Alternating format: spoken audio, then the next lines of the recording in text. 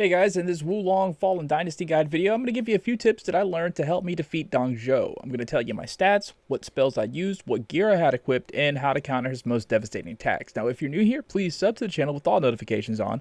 I'd really appreciate it. So if I were clicking on this video, these are things that I'd want to know first. What spells to bring in? Well, I ended up beating this boss fight with a mostly poison loadout. I tried all fire, all buffs, but the only thing that was able to do it was poison for me. And here are the spells I used. I used Toxin Bubbles, Repression Crush, Calamity Bolts, and Absorb Vitality. I have my Metal Virtue all the way up to 30, so that's probably why Poison seemed to work the best for my character, because those spells were a little bit more effective with a higher Metal Virtue. Toxin Bubbles requires at least a 13 in metal, and it releases bubbles of poison in front of you. It causes continuous damage to enemies touching it. Repression Crush is cheaper at a virtue of 2, and I feel like this played an important part in winning. Enemies hit will recover from Spirit Disruption more slowly.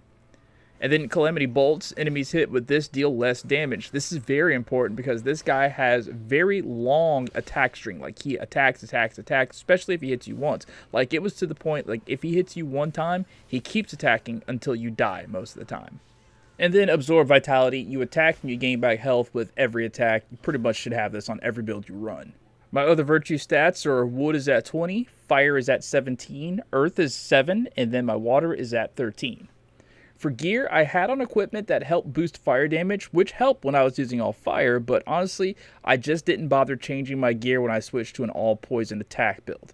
I would suggest if you do go the poison route, use gear that have abilities like negative effect duration on enemies, metal phase spell, spirit consumption, and toxic attack power. But really, just learning his attack patterns is going to be the very best way to defeat this guy, and I'll tell you more about that in just a second. For my accessories, these I did change to help me fight. I added things that had negative effect on enemies and spell duration. Spell duration was mainly for Absorb Vitality. When it comes to his attacks, he's got a lot, and when he gets down to half health, he gains new attacks. Now before he gets to half health, he almost always starts the fight with throwing darts. These hurt, so deflect him. Do not try casting a spell right from the start because he will attack you even after you dodge, block, or deflect the darts. Wait until you counter one of his melee attacks, the last attack in the attack string, before you try casting a spell. Now he'll often charge you with his spear for a normal attack. The trick here is to wait until the spear tip is closest to you before you hit the deflect. Once you deflect it, attack once with the light or heavy attack, not both. Doing more than one attack here runs you the risk of getting hit. The hit is not guaranteed, but most of the time it hits and you will lose HP. I ended up just being safe and attacking once after the spear thrust.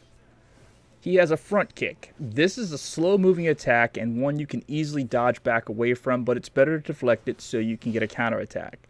Wait for the kick to get near you, same as with the spear, and then deflect. And just as with the spear thrust, attack once unless his spirit meter is up, and a few more attacks will break him and then go. He has a special attack where he glows red, then jumps into the air and looks like he's about to slam his spear down like other boss fights. The trick with this is you have to delay your deflect until he actually sets down on the ground. He floats down rather slow, so timing this right should only take about 2 tries to get perfect. After you deflect this attack, lay into him with as many attacks as you can before he rights himself and turns to face you. That's when you back off of him. You can use this time to either attack him like crazy, heal, or cast a spell. When you get his health down to about half, he powers up, an animation that leaves him helpless, and you can get a few attacks off.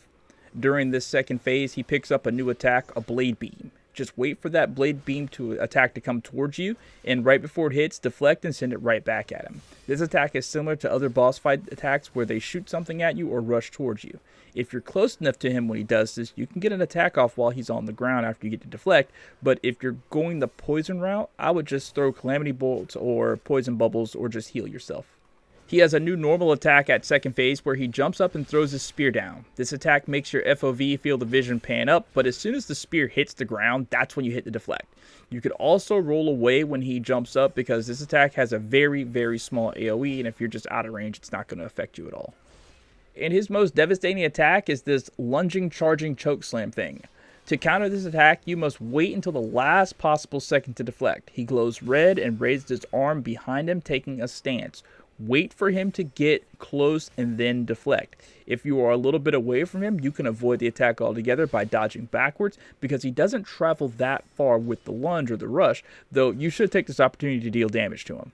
Just remember to deflect as soon as he gets super close. It might take a few tries to get this timing down, but after you deflect his attack, lay into him with spells and attacks, whatever. Toxin Bubbles works perfect when you counter him like this because he's going to be stuck standing in that position for a little bit.